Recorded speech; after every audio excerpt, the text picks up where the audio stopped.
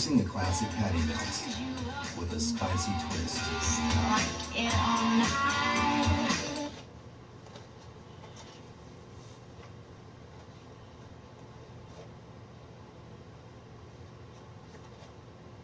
So my name is Jerry Croft. I'm a professor, psych prof in California, and this talk is about propaganda. And I would like the psychology of propaganda. And I'd like you to look at a set of photographs, and this is from the 50s, and just store your emotional reactions. What are your emotional reactions to what you see? Why we have the youngest customers in the business. Nothing does it like 7-Up. And Coca-Cola was not to be outdone. For a better start in life, start cola earlier. How soon is too soon? And here's Santa Claus urging you to give cigarettes, Lucky Strikes, to your friends for Christmas. And there's a doctor who, in the small print, it says he works hard and you can trust him. And more doctors smoke Camels than any other cigarette. That's pretty close to a recommendation, isn't it? And don't worry, darling, you didn't burn the beer. At least you can drink Schlitz when your wife can't even cook.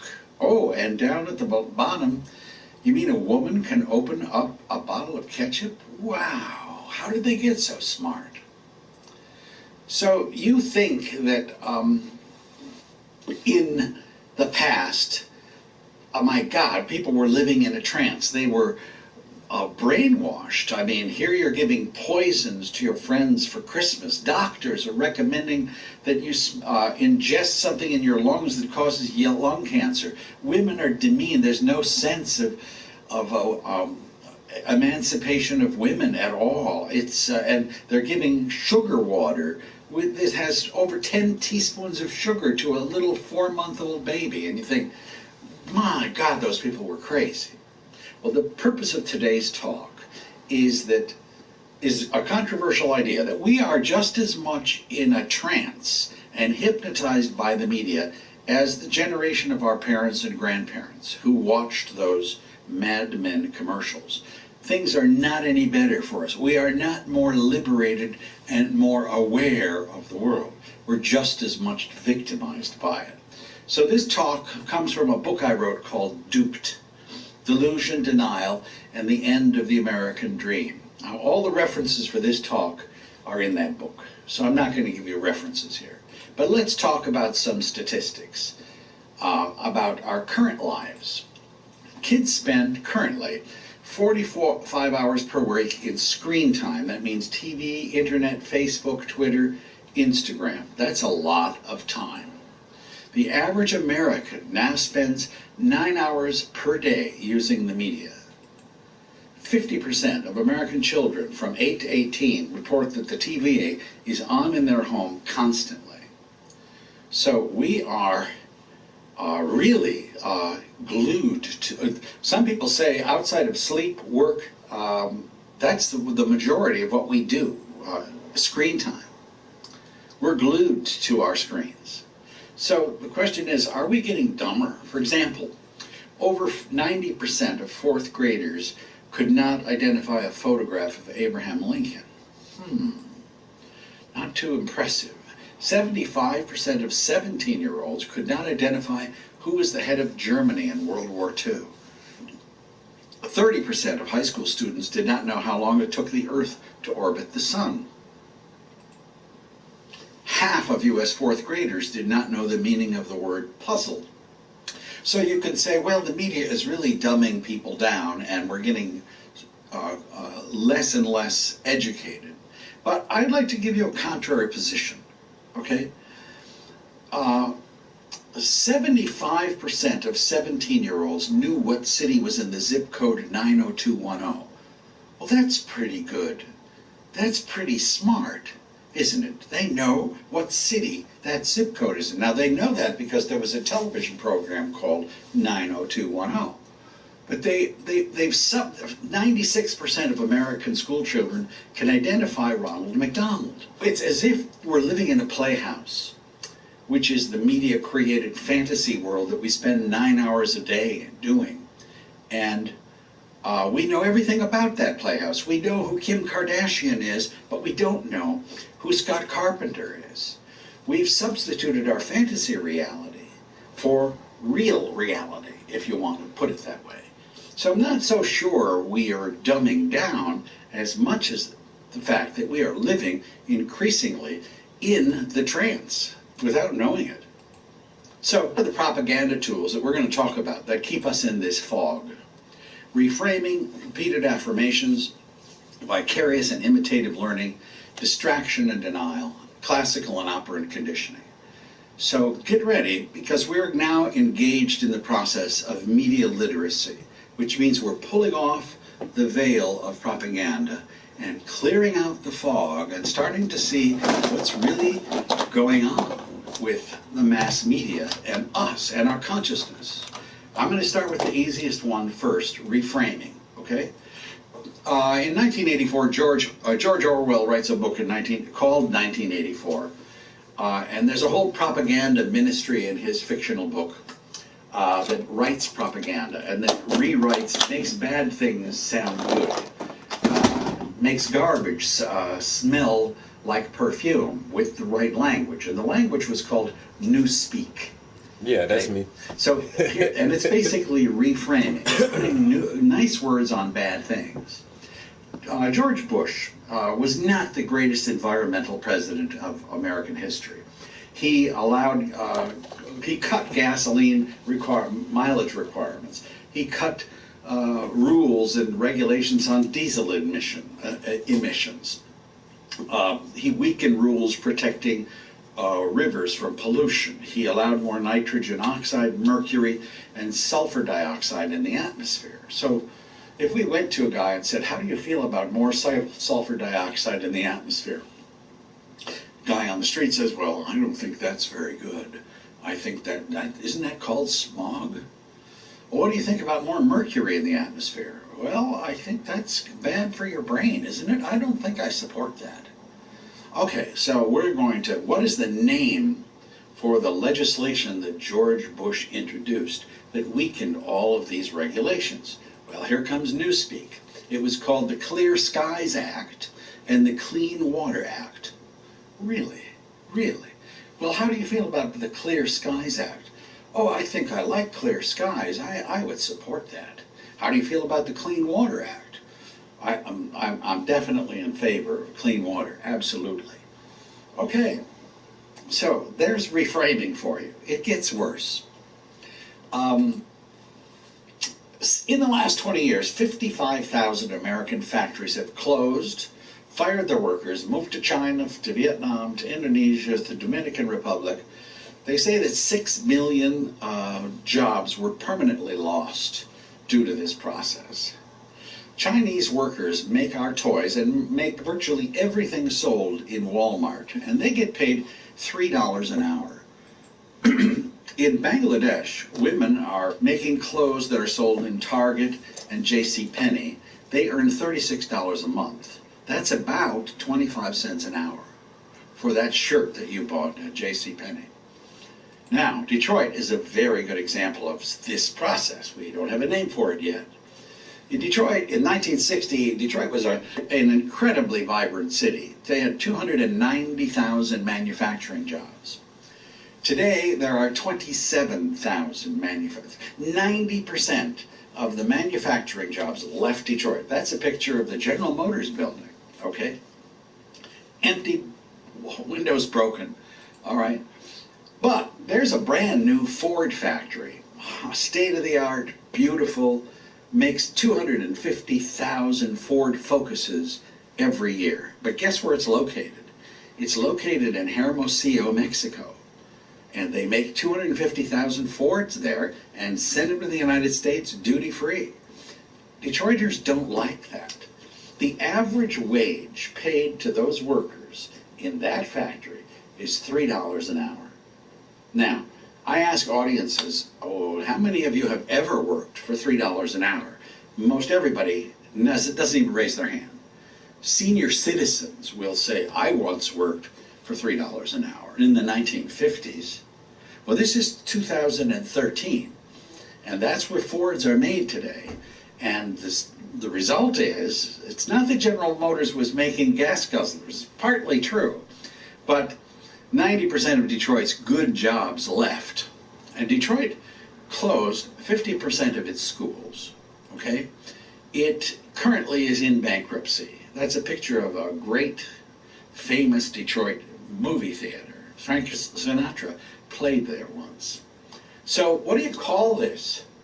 Detroiters don't like what happened, okay? But this is the name given for this process. It's called globalization, and it's called free trade. So what do you think about globalization? Oh, I think I like globalization. That sounds modern. That sounds international. I think I support globalization. How do you feel about free trade? Oh, I'm in favor of free trade. I like anything that's free, you know. I think that's a good thing.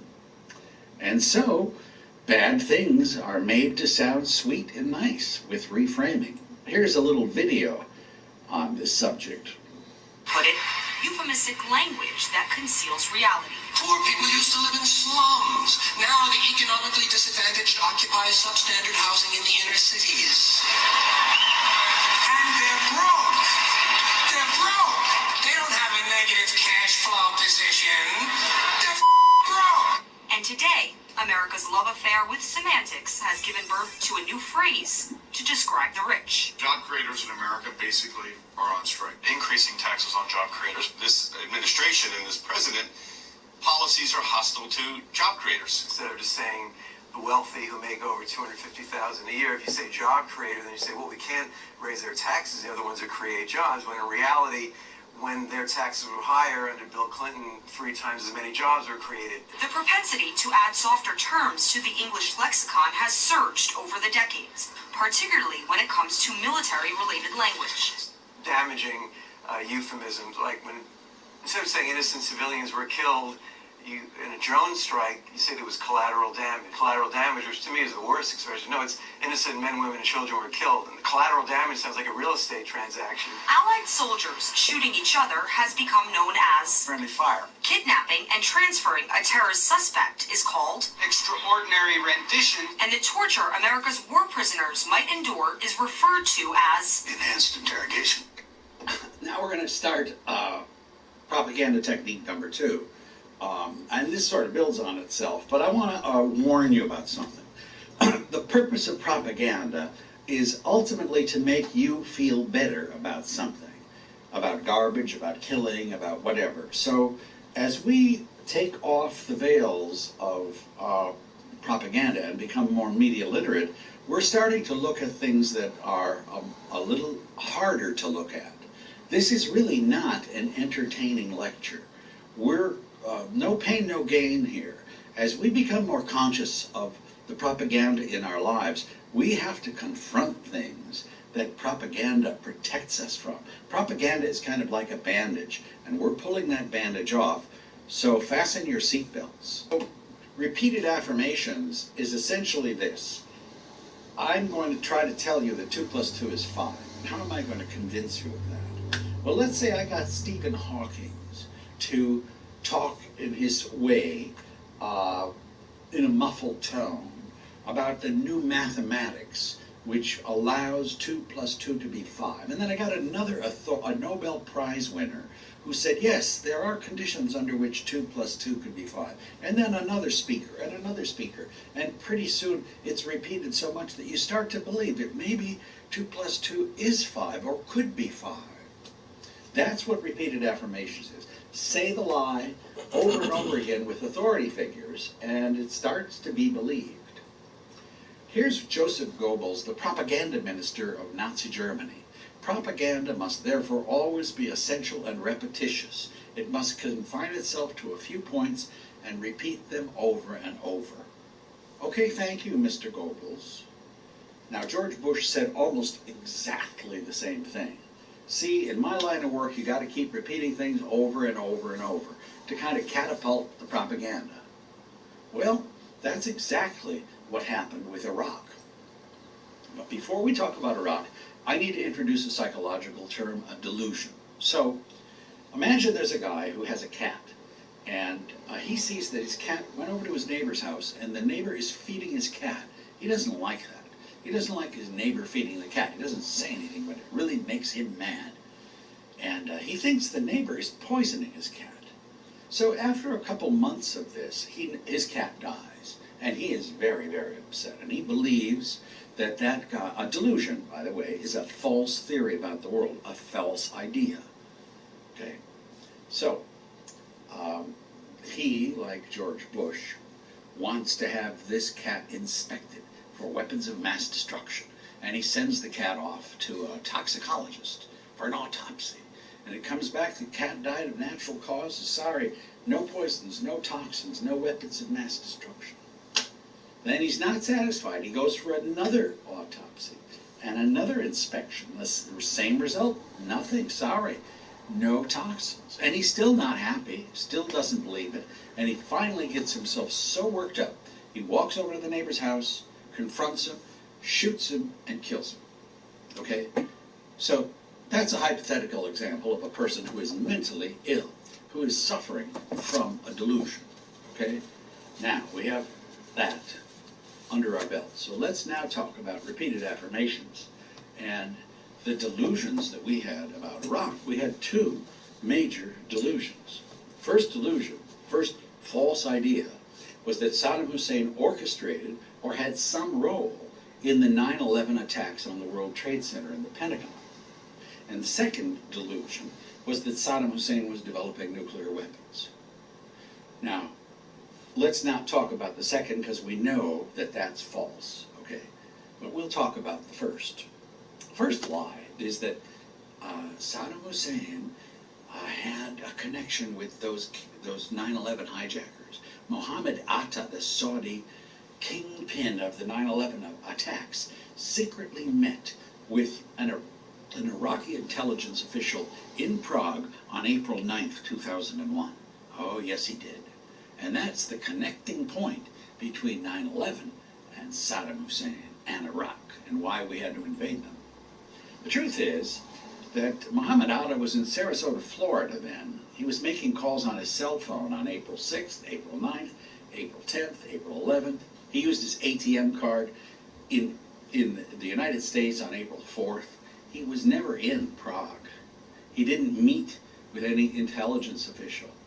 But we're trying to say 2 + 2 is 5 here. And there's a great need to do that. So, Bush says, this, talking about Saddam Hussein, this is a man who's got connections to Al-Qaeda. He's a threat because he's dealing with Al-Qaeda. That's because they met in Prague, right? We're taking the fight that those who attacked us, said George Bush. Well, did Saddam Hussein attack us? Did he have anything to do with Mohammed Atta, the 9/11 hijackers? Are we taking the fight to those who attacked us? To Vice President Cheney, he did meet with a senior official of Iraqi intelligence in Czechoslovakia last April, several months before the attack. Czech police said no. The FBI said no. There's no evidence that that happened. Now, you're going to keep repeating that and repeating that and repeating that. Saddam Hussein aids and protects terrorists, including members of Al-Qaeda. There was a relationship between Iraq and Al-Qaeda. Saddam, Al-Qaeda, Saddam, Al-Qaeda, Saddam, the Al-Qaeda, Saddam, Al-Qaeda. It is only a matter of time before terrorist states armed with weapons of mass destruction develop the capability to deliver those weapons to U.S. cities. Where we're giving you our facts and conclusions based on solid intelligence. The man who hates America. Saddam Hussein aids and protects terrorists. So, that wasn't just the extent of the propaganda. The big pinnacle was just before we went to a war against Iraq. Colin Powell spoke in front of the UN with a PowerPoint presentation, and the entire mass media went crazy.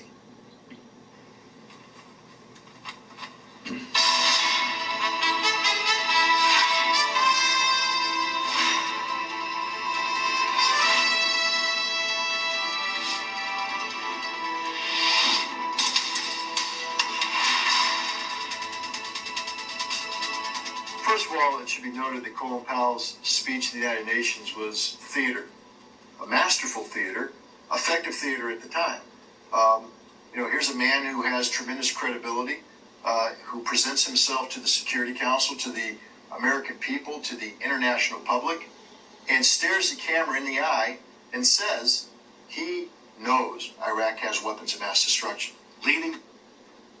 So, Powell, by the way, to this day says that was the lowest point in his political and military career, the moment that he is most embarrassed about.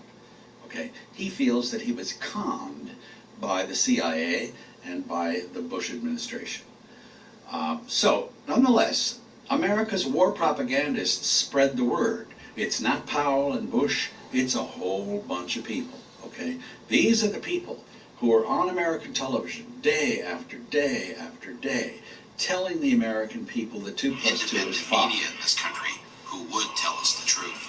The rallying around the president, around the flag, and around the troops clearly has begun. And we're gonna win! You really have to be with the troops to understand that kind of adrenaline rush that they get. I just want you to know I think Navy SEALs rock. The pictures you're seeing are absolutely phenomenal. When my country's at war, I want my country to win. Iraqi opposition has faded in the face of American power. What you're watching here is truly historic television and journalism. It was absolutely electrifying. They actually had to strap me in with my camera at the back of the plane. An awesome synchronized killing machine. There is an inherent bias in the coverage of the American press in general. Am I slanted and biased? You damn well bet I am. And proud of it, too.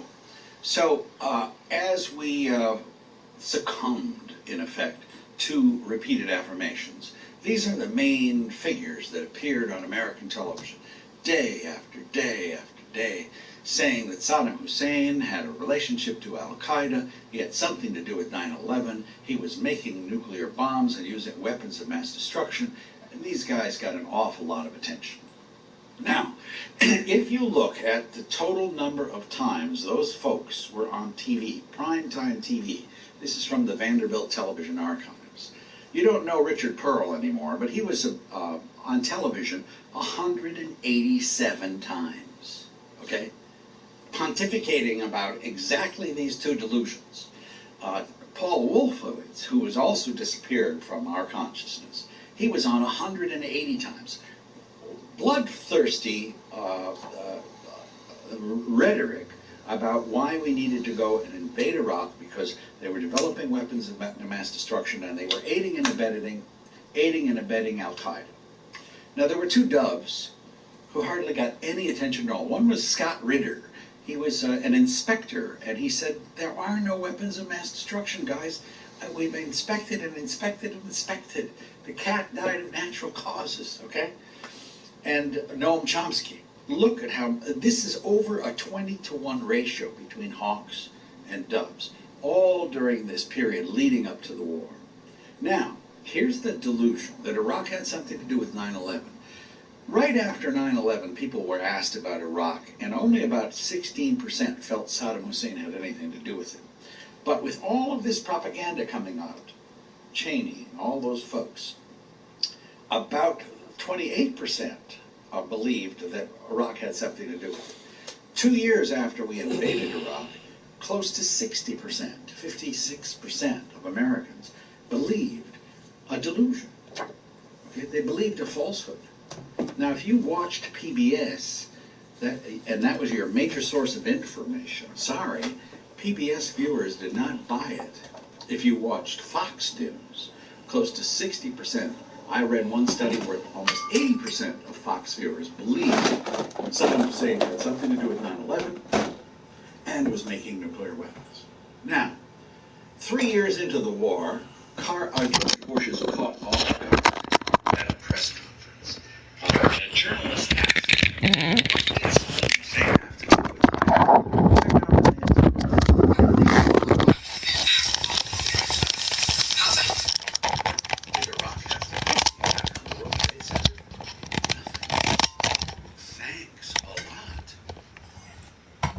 Now, 3 years into the war, 90% of U.S. soldiers who were fighting and putting their lives at risk, believed that Saddam Hussein had something to do with 9/11. This is called a delusion. This is called a mental illness, except it wasn't one man with a cat who suffered from a mental illness. It was the majority of the American people, Congress, the Senate, who were duped, who were living in a trance. And we went off to war, and we killed approximately 100,000 people. Now, one of the consequences of a delusion is that you're mentally ill. The man who goes to shot the cat, the man he thought poisoned his cat, he didn't think that that man was married, that he had 2 sons, that he created a widow, that he deprived these 2 sons of a father, that the guy also had his own father and mother, a grandpa and grandma, and they lost their son. And he also had a best friend. Have you ever lost your best friend?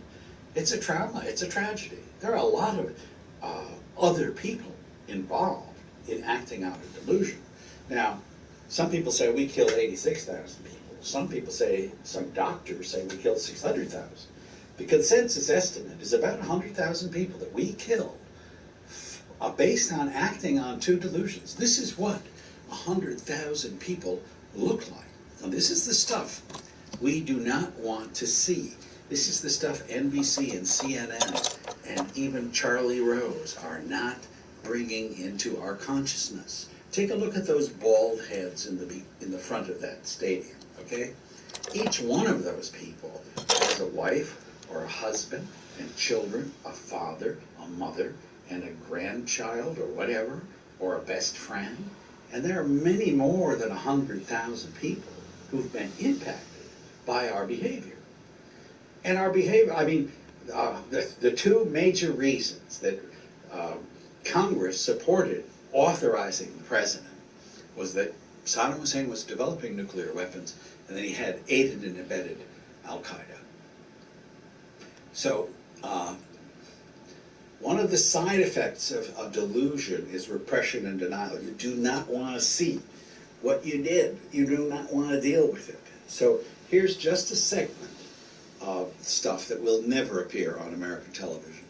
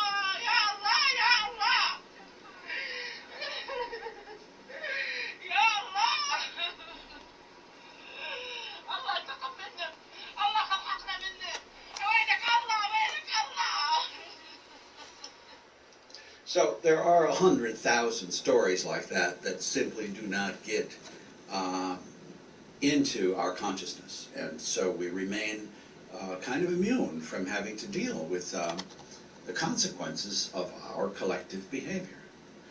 Okay, I told you this isn't going to be entertaining, but I'll try to make it a little more entertaining if I can. Propaganda technique number 3. We're going to a whole different system now of another way that it gets into your brain.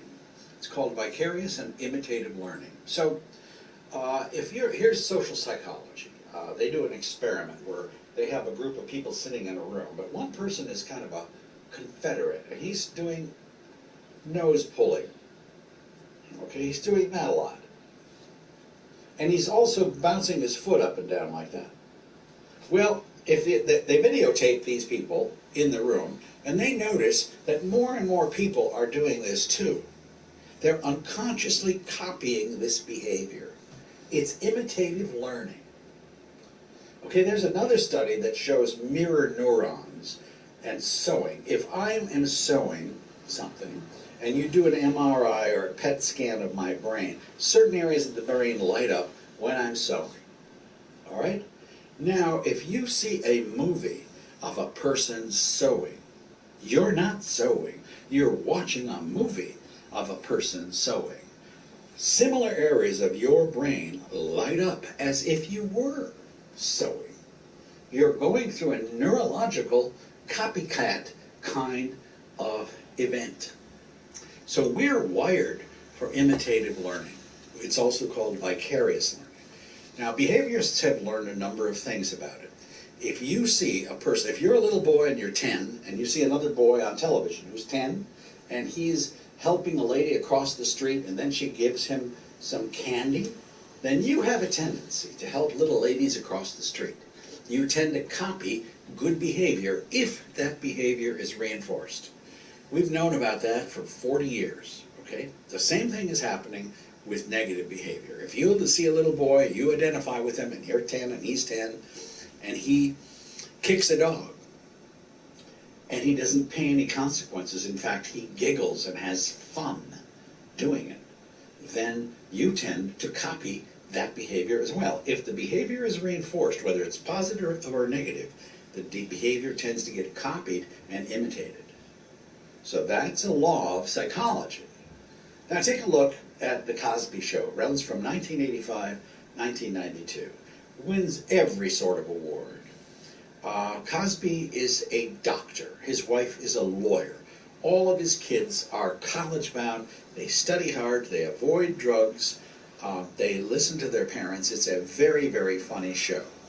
Okay?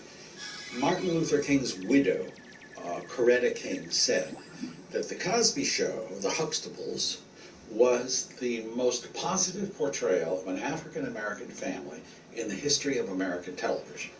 Bill Cosby has a PhD in real life, and he knows what he's doing, and he wanted to create a positive role model.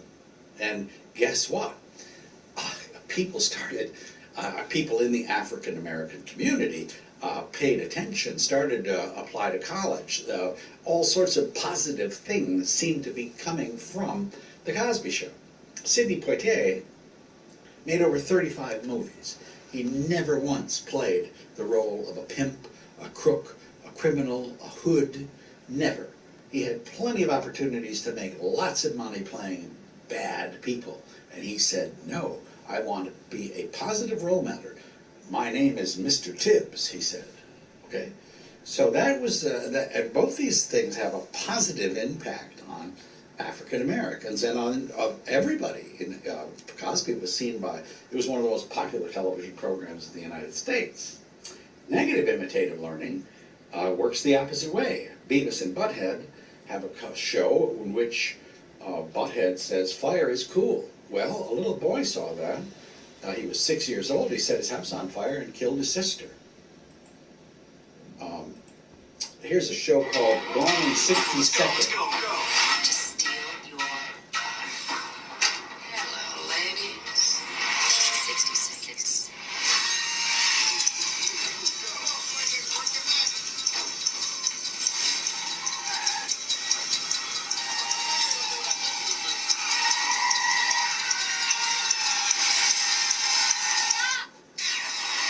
So that movie came out, very thrilling. When it opened in Canada, in Barnaby, Canada, actual car theft increased 60% on the following weekend after that movie opened. Nicolas Cage not only gets the car, he gets Angelina Jolie. So the behavior is reinforced.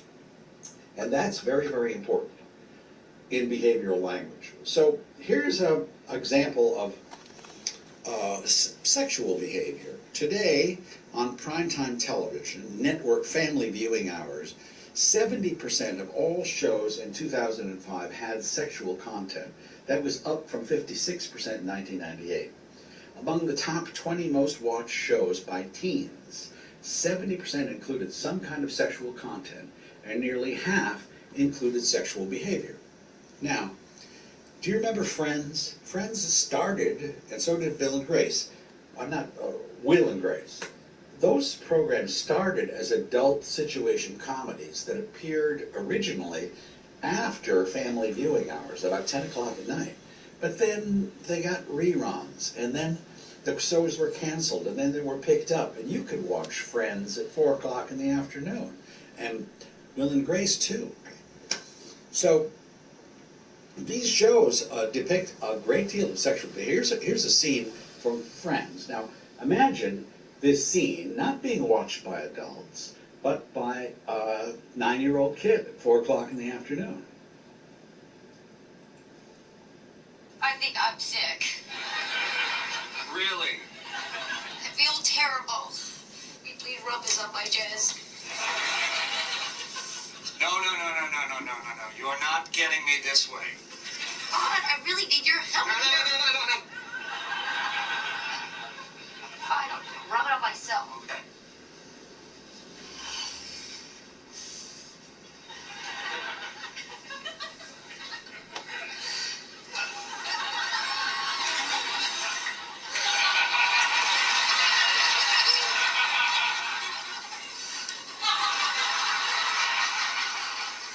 So you just kind of rubbing it on yourself. Yeah? It's nice. Are you kidding me? Is this turning you on? Yes. I can't believe it. Is it the rubbing or the smell? It's all very, very good. So, you want to go, mix it up? Not now. I'm sick. Oh, come on, you big faker. What do you rule about never sleeping with sick people? Well, that was before all the vaporizing action.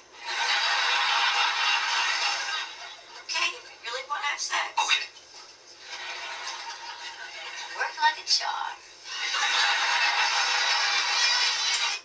So now the negative consequences of exposing young children to sexual material before they're really developmentally ready, there is a clear correlation between the amount of sexual exposure in the media and the actual initiation of sexual behavior in real life. Boys who were exposed to media sexuality were 3 times more likely than non-exposed boys to engage in early sexual behavior. There are consequences to those kind of reruns that happen at 4 o'clock in the afternoon. Now, it gets much more serious. If you remember Columbine, these are high school boys, Klebold and Harris, who went into their school and shot up all of the bullies. They killed, I don't know, it was the largest high school massacre in American history up to that time. They killed a teacher, wounded other people, and then shot themselves. And if you look at it from the point of view of media influence on their behavior, it's just amazing. For example, they liked Marilyn Manson's music. They liked to play the video game Doom. Doom is a game where you basically shoot people that emerge in a hallway. You're walking down a hallway, somebody comes out and you shoot them. That's what Doom is. That is a complete simulation of what they actually did in Columbine. They walked down the halls and picked out people and shot them. Okay? So here's an example of a song they really liked. It was Marilyn Manson's Music. Okay? Now, hold on. Before you take a look at this, let's say, because Klebold and Harris didn't like being harassed by bullies. Okay? Now, let's say you're a school counselor and you go to provide a workshop on bullying. So you try to talk to, how many of you people, I ask, were bullied in junior high school, elementary school? And I would say easily half of the audience raises their hand. Okay, so how do you deal with bullying? Well, you can have certain coping skills you can develop. You can go and talk to your school counselor confidentially. You can cope with it a number of specific ways, all right? You can develop positive coping techniques. There are a system of things that you can do. Now, then there's the record industry. David Geffen supports Marilyn Manson. Marilyn Manson's music is supposed to be sold only to adults. But why would an adult buy a song called Lunchbox? Adults don't carry lunchboxes. Kids do. So here's Marilyn Manson's solution to bullying. I'm not going to swear because I don't want this to be taken off YouTube. The big bully tried to stick his finger in my chest, tried to tell me he's the best, but I don't really give a good da-da, because I got my lunchbox, and I'm armed real well. Next, blah, blah, blah, gonna get my medal, pow, pow, pow. How do you solve the problem of bullying? You take your father's handgun to school, and you shoot them. That's how you do it. Oh, that sells. That sells to 12-year-olds who are going through the 6th grade and feeling bullied. They kind of like this music. So here is a movie that was made in 1995 about that Leonardo DiCaprio is fed up with his school, and he comes in to shoot the bullies. And by the way, Klebold and Harris watched this movie. Okay, it was 4 years before. This was another simulation, a media simulation of Columbine. Now watch this movie carefully. Watch for the reinforcers. He's shooting people, but other people are high-fiving him and cheering him on. That's the reinforcer. Check this out.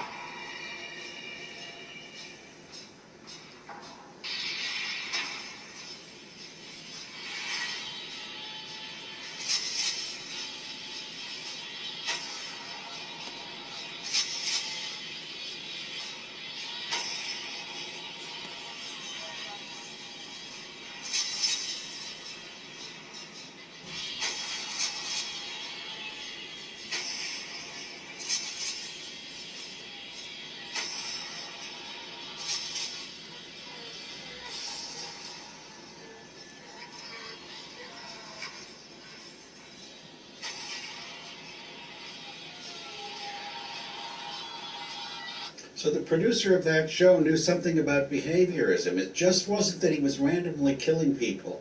He was killing bullies, and the people who supported him are very evident as the reinforcer, the high-fiver. That's important. So Klebold and Harris, in a sense, were victims of the media. Victims of Doom, victims of Basketball Diaries, victims of Marilyn Manson, and completely unprepared to deal with the media onslaught that elicited their behavior. Now we're going to talk about another subject, which is a toughie, hip-hop and imitative learning. Hip-hop has really proliferated in our society. It affects our fashions, it affects our values, and I want to talk a little bit about the early racist literature in the United States. In 1900, people wrote terrible things about black people. Charles Smith was a writer, a racist writer, and said that black males are terrifying predators who target helpless victims, and white women, and they're brutal and merciless and psychopathic and insatiate. D.W. Griffith made a movie called The Birth of a Nation, which is another racist movie. So we think, God, those days are over. American racism is over. Most white people feel that we've really made progress. We have a black president after all. Those are the days of the past. Well, Patricia Rose is a professor, an African-American professor in New England, and she used to like hip-hop. She said hip-hop, like Public Enemy, was really powerful, grassroots, political, artistic, not to be ignored. But hip-hop scared white people. It was too scary for them. And she says, this is, now what I'm giving you here is kind of the essence of what Patricia Rose says about hip-hop, and it is not very nice. So get yourselves ready, especially if you like hip-hop. She says, something happened to hip-hop around 1996. What's that? Nobody even knows about that. Well, big conglomerates started to buy up all these hip-hop labels. Def Jam Records, okay? There were 40 hip-hop labels that just got gobbled up by 4 major musical conglomerates, okay? And they said, let's increase the sex and violence, let's increase the obscenity, and let's decrease that political stuff and that artistic stuff. We want to make money, okay? We're not interested in that. So there are still some political groups and some artistic hip-hop groups, but that's not where the money is. the money, follow the money, and you follow Jay-Z, and you follow 50 Cent. Here's 50 Cent. Take a look at this image of a black male. I mean, he looks scary. He's pointing a gun at you. He looks like a inner city thug, right? He very closely resembles the racist caricatures of black males 100 years ago. Predators. And here's his song. Keep thinking I'm candy till your skull get popped and your brain jump out the top like a jack-in-the-box. In the hood, summertime is the killing season. It's hot out, this bub. That's a good enough reason. What's he saying? Well, he's saying this. He's talking to his girlfriend, and he says, you know, the kind of person I am, I'm kind of irritable. And if you think I'm your boyfriend, you know, you better watch it, because I just might take out a gun and blow your head off, because it's summertime. And summertime is a season for killing. You know, like duck hunting and deer. I kill people in the summer. I get irritable and I do that. Just letting you know. Now, would you like to dance to that idea? That's hip-hop after 1996. Okay? Here's a Lil Wayne. Notice, this is like an infomercial. This is not the Cosby Show. This is a guy who is going to Las Vegas, who is surrounded by women, surrounded by good luck, doesn't have to study hard in college, is absolutely enjoying himself. Drugs, gambling, promiscuity, fun, glitter. Something definitely to copy. This influences. This is like the opposite of the Huxtables. Okay? This is a guy who's definitely being reinforced, but he's not working for it. It's just coming to him. It is a matter of luck. Okay? Lil Wayne is big time. And having a good time out of it. So think of this as an infomercial for a black male growing up, or even a white male growing up in American society. It does influence, it does affect and impact behavior. Now, if you look at the lyrics, I'm going to just take a few. Thief. When it's time to eat a meal, I rob and steal. Okay, well that means that you're a thief. Misogynist. On the silly games played by the women, only happy if I'm going up in them. Okay. Drug addict. Love to pump crack, love to stay strapped. So the lyrics of modern hip-hop money-making songs underscore the following meta-themes about black males in the United States. Obscene, pimp, thief, misogynist, sociopath, violent, drug addict, promiscuous. This is the meta-meaning of what is being portrayed in these lyrics. Now, we've all been taught that this is the language of the inner city. Patricia Rose says it's not the language of the inner city. It's the language of the businessman who took over the hip-hop industry in 1996. So Oprah Winfrey says hip-hop is hate speech with a beat. Jazz trumpeter Winston Marsalis says it's nothing more than ancient stereotypes wrapped in contemporary rhyme. 100-year-old stereotypes. Gladys Knight, it's distasteful, vulgar, it has not elevated the African-American community, it's lowered our self-esteem. Ashley Judd, with its rape culture and insanely abusive lyrics and depiction of girls and women as hoes, it is the contemporary soundtrack of misogyny. So there are some very strident voices against hip-hop. Now let's take a look back at positive versus negative role models. In the Huxtable years, this is actually called the Huxtable effect in sociology. SAT scores for African American males and females went up. In 1990, 75...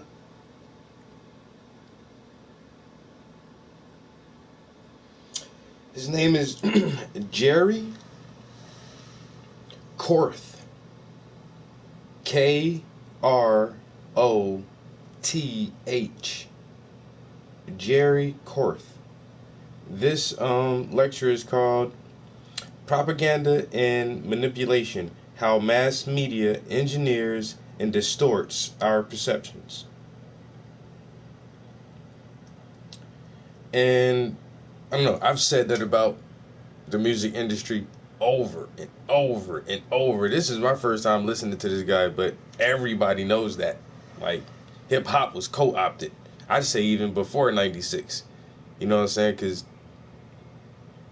I would say like 89, 90, they were already getting in there. The corporations in there seeing how strong hip hop was, how powerful a vehicle it was to convey messages. And then, like I say, we go from fucking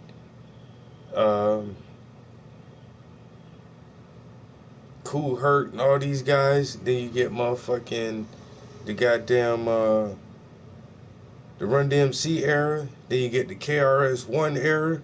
All that shit been popping, like some positive stuff, you know what I'm saying? And then it seems like right after the fucking the Public Enemy, KRS-One, motherfucking Rakim, Slick Rick, right after that era, that shit got real bad where everything was just guns and drugs. And I'm like, what the fuck happened in hip hop in like, you know, less than a decade that the tone of the music changed so much and it's stuck. And it's stuck ever since, yo. And now that's what motherfuckers expect from hip hop is violence, sex, drugs.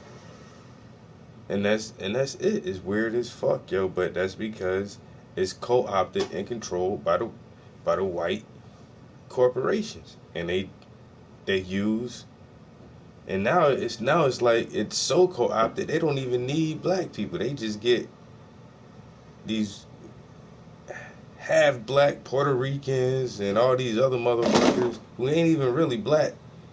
They keep reinforcing the stereotypes. And even get fucking white boys that reinforce the stereotypes. And it's like, god damn. You know what I'm saying? Like, we invented one of the best forms of music and now have no control over that shit at all. Sad.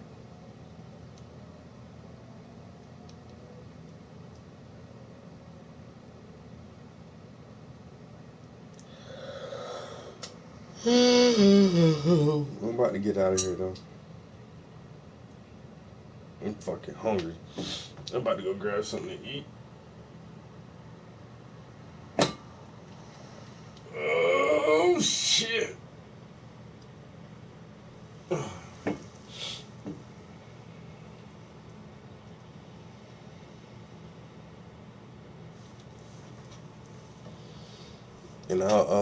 And I got work tomorrow, so I won't be streaming during the day. But I'm gonna just keep working on these series for the next couple weeks, and hopefully these will turn out as good as I want them to. All right, guys. Peace.